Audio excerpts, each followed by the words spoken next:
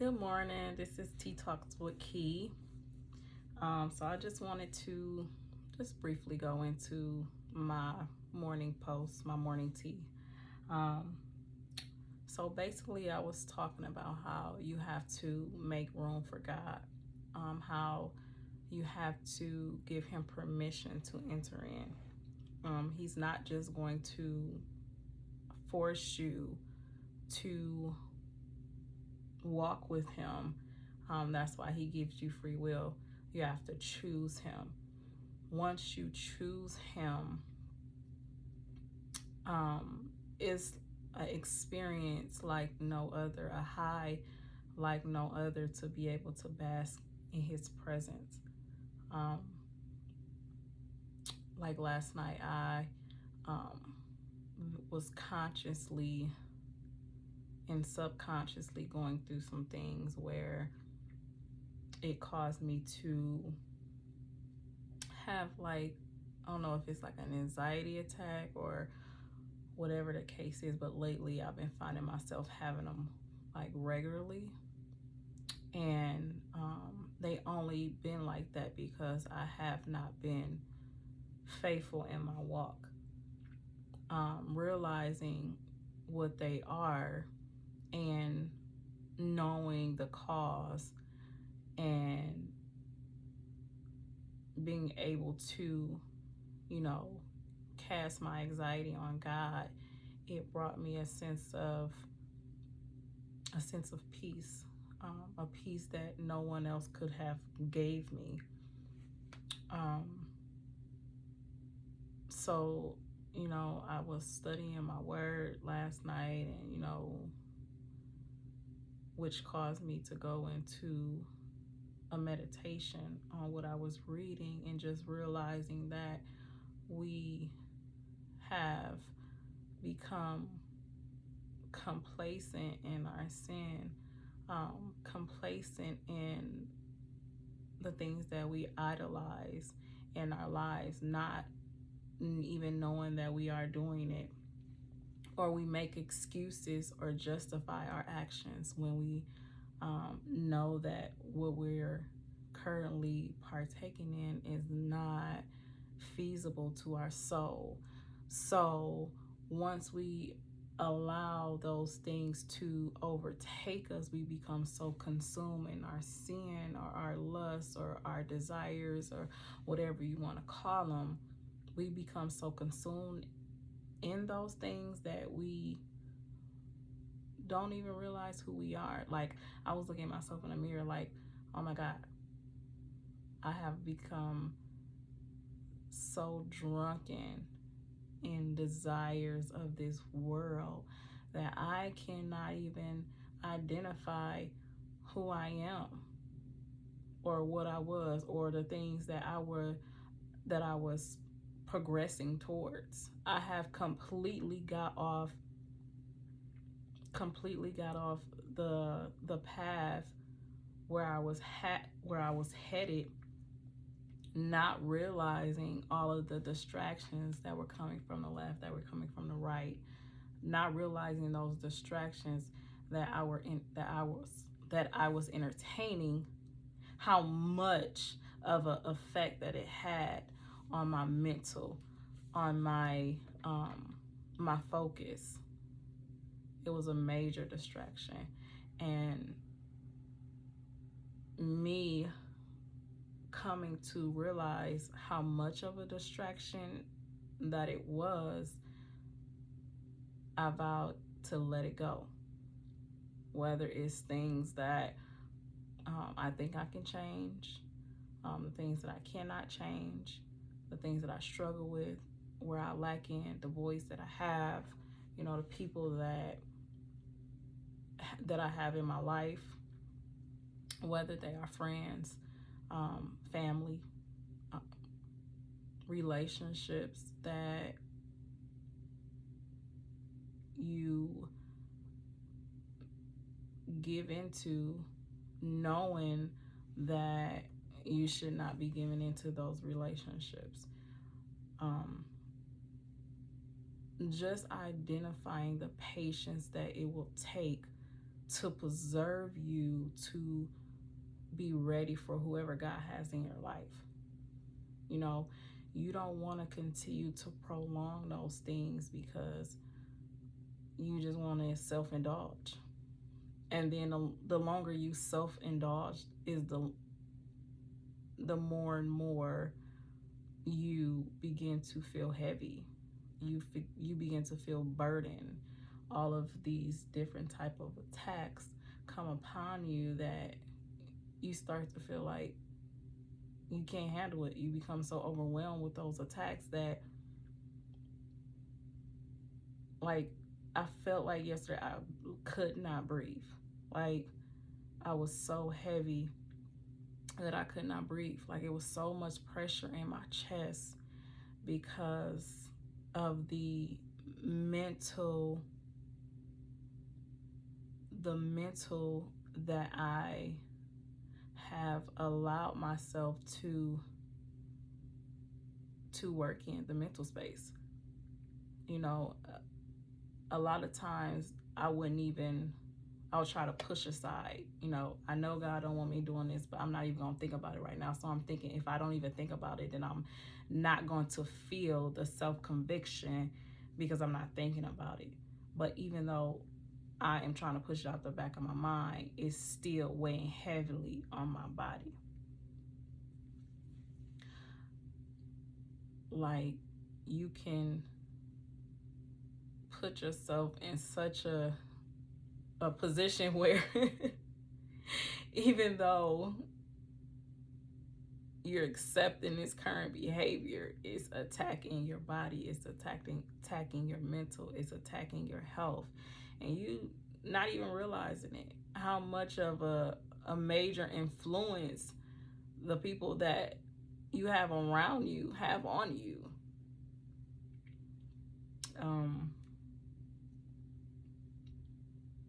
I just needed to allow God's presence to consume me completely, the way that I allow other people's opinions, perspectives, desires, my desires consume me. I needed to be consumed in His presence, be consumed in worship, be consumed in the Word. And once I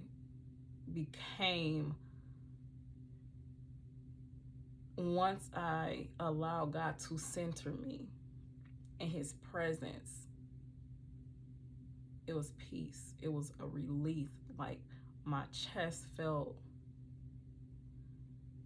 I felt like I can breathe again. It just amazes me how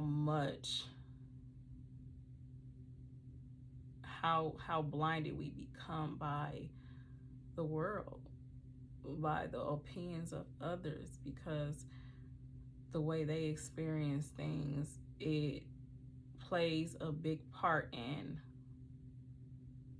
how you decide on your next move. And that shouldn't be the case. Every experience that someone else experienced, you might not ever encounter. Like, we don't want to allow other people's perspectives or opinions to influence us to the point where we can't make a decision for ourselves, or their influence us to make the wrong decision.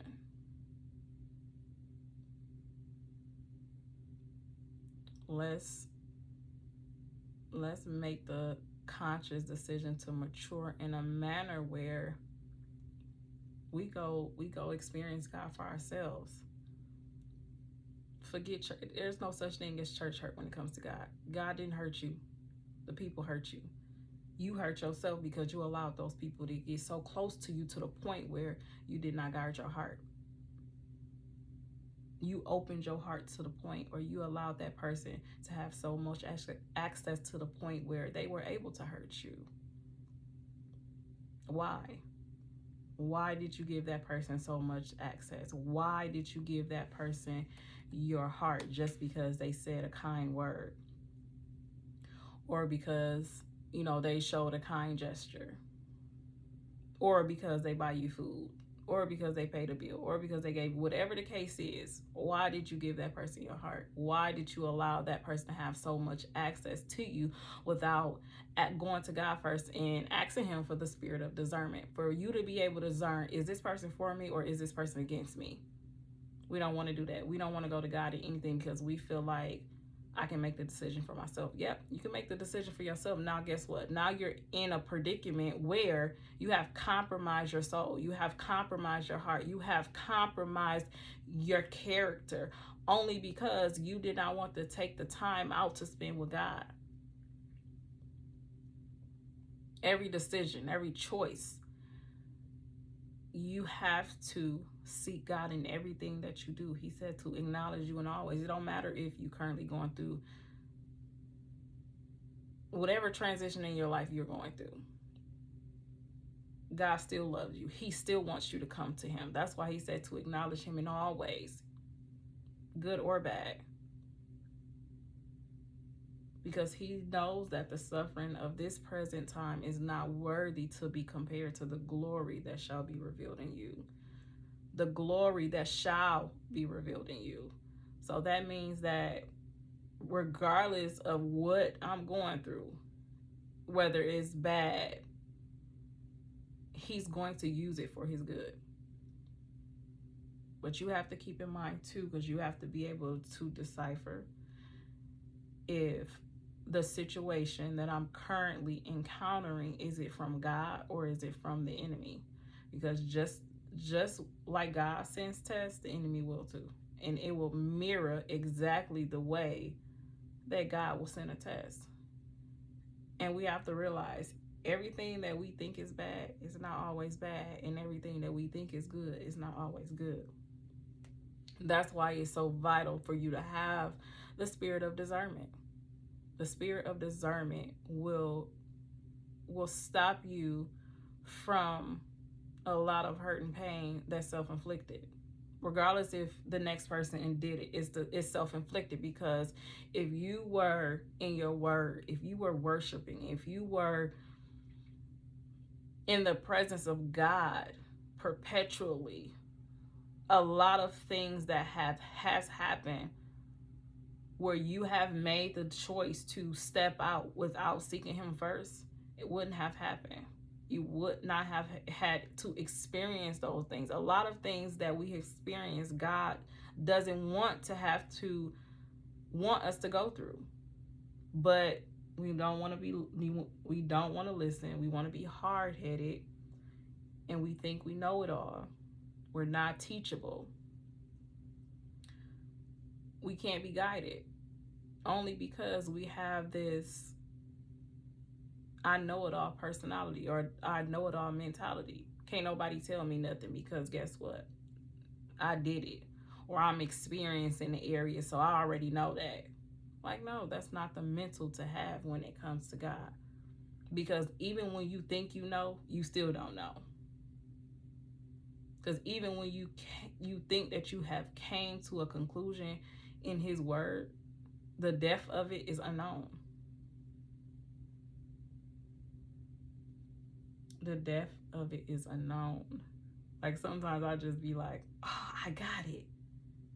And then God to take me somewhere else and be like, dang, it's deeper than that. It gets deep. It gets so deep to the point where sometimes my mind be like, oh my God, okay, I got to take a break because we can't fathom the knowledge that God has. He said, my thoughts are not your thoughts. My ways are not your ways.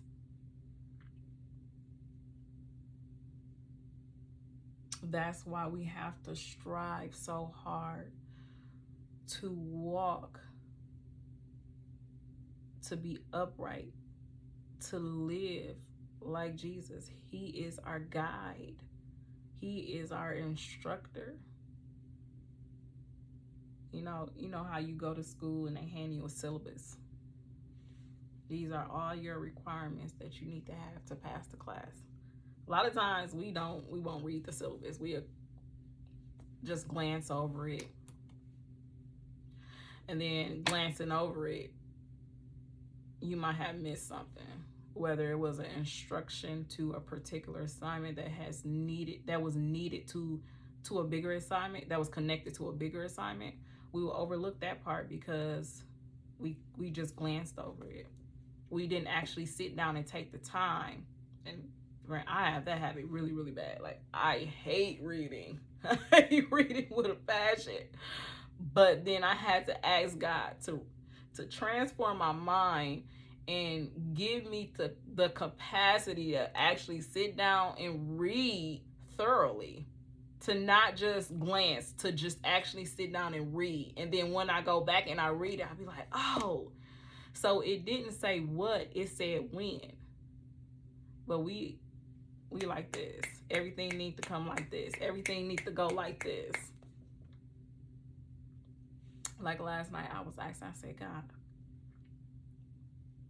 you know, even though there's no parental handbook, like, I'm so short with my children. And I just realized last night, like, I'm so short with my children only because of the outer experience that I have or had, or the outer experiences that are currently going on. I'm short with them because I'm allowing that to affect what I got going on in my parenting styles. Might not be everybody, but it was something that I had to realize that, yes, this is affecting me. Whether if I argue with their dad and then they come in behind that and they ask me something, why did I take out on them the issue that I'm having with their father? They don't deserve that. So in that time with me having that conversation, what I needed to do was take a breather, realize that regardless of the situation that's going on with him, I can't allow that to affect the way that I handle my children, because I don't want them to become a product of toxicity only because I had not made the wise decision to stop to think before I respond. I react before I think about my response. And I'm probably jumping all over the place, but we just have to take that time to be able to just self-evaluate, become self-aware of the importance it is to give it to God. Every care, every issue, every struggle, every area of your life needs to be, God needs to be at the center. Every area. Because if he's not at the center, when things just go haywire, baby, you get the acting, reacting, responding out of hurt, out of pain, out of frustration, out of anger. And now you got to go back and apologize for something that if you would have sat and thought about it instead of just reacting without thinking about it, you probably would have made a wiser decision. You probably wouldn't have even responded to what that person has said. Like, a lot of times, like, it depends on where my mood is when it comes to me having a conversation with my kid's father. Like, sometimes I don't like talking to my mama because she'd be like, listen, get it together, because you can't change a person's actions. Only thing you can do is change your actions. Only thing you can be accountable of your actions. So if he chooses not to do whatever he's supposed to do for your kids, guess what? You're still gonna have to do what you have to do for your kids because they're your kids. So why even give so much energy to something you have no control over? Now, I gave up access. I gave up. I allowed him to win because I gave into something where I could have just, okay, well, you have a good day. God bless you. And that's hard because we want to state our concern. We want to make our concern known. We want to have the last word. We want to check that individual, but for what? Is me checking you worth my insanity? Is me checking you worth compromising my character? Is me checking you getting me to a point in my life where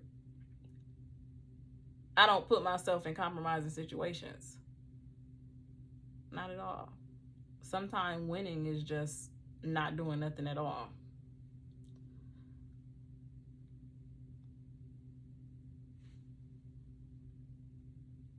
We just have to, come to a place where we just okay with just letting go. Let's just be okay with letting go. Let's be okay with giving it to God. Let's be okay with making room for Him. Like, begin to clean out things that you no longer need, whether it's inside and out. Like, we pay so much attention to our outside beauty, not even realizing it's the inner beauty, the inner person that needs the most work. And we address all of this up, put all this makeup on, put these wigs on. Girl, you cute or whatever, but inside you walking around feeling like, who knows? Why do I feel like this? Who knows? Why am I struggling with this? Who knows? No one knows, because we can dress ourselves up so good up to the point where it's not noticeable. It's not noticeable. Only because that individual that might see you probably doesn't have the spirit of discernment to be able to see a struggle, an issue. And 9 times out of 10, we're not even listening to God to be able to give the words to an individual, or give a hug, a smile, a kind gesture, whatever is needed. We're not in position to be able to hear God say, call so-and-so. Go stop by so-and-so and see how they're doing. Because we so nosy. We want to know, oh, we ain't seen so-and-so in a while. I wonder what's going on. We so concerned with what we heard. Or we so concerned with, well, last time, I seen so-and-so, she was struggling. She looked it bad. We more interested in that versus how is her mental? How is his mental? What are they struggling with? Matter of fact, it don't even matter what you're struggling with. Just let me love on you. Just let me love on you. Let's love on somebody today. Let's give a kind gesture. Let's smile. It don't matter what you're going through personally. Because 9 times out of 10, no, I take that back. I'm not even going to say 9 times out of 10. Because I guarantee you, if you look past your own self-issues and just acknowledge somebody else's presence by, loving on them, encouraging them, God is going to take care of your business because you're worried about His business. We so consumed in ourselves that we can't even help the next individual because we so consumed in self. So let's make an effort today. Let's make an effort to love on somebody else. Just not ourselves. Love on somebody else. Encourage somebody else. Let's make the effort to let go and let God.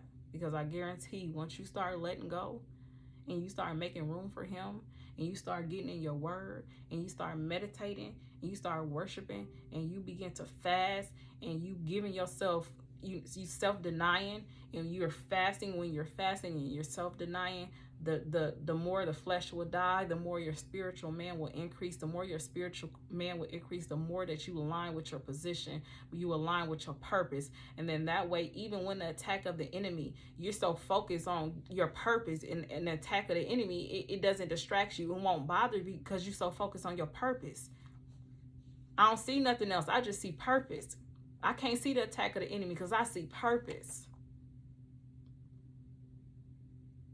That's all I want to see. I want to see purpose. I don't want to worry about no problem. Guess what? I have no control over it.